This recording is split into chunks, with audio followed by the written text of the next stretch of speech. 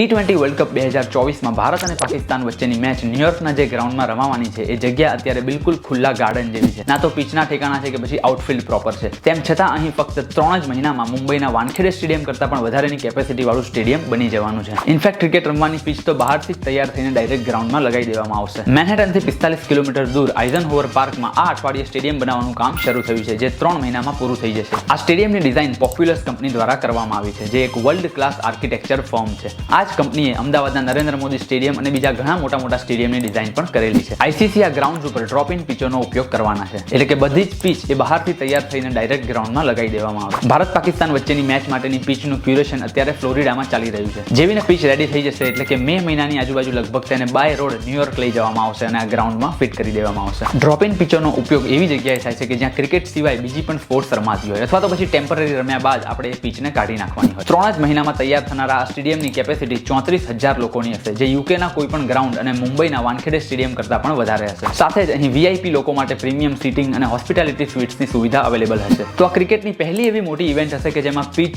Outfield અને ફેન્સને બેઠવા માટેનું sitting આ બધું જ ટેમ્પરરી હશે. T20 વર્લ્ડ કપ પત્યા બાદ જો ક્રિકેટને લગતી કોઈ ઇવેન્ટ આ ગ્રાઉન્ડ પર નહીં હોય તો ગ્રાઉન્ડને ડિસમેન્ટલ કરી નાખવામાં આવશે. ક્રિકેટને લગતા આવા જ ઇન્ટરેસ્ટિંગ વિડીયો ગુજરાતીમાં જોવા માટે પ્લીઝ ફોલો ઈશાન જોશી.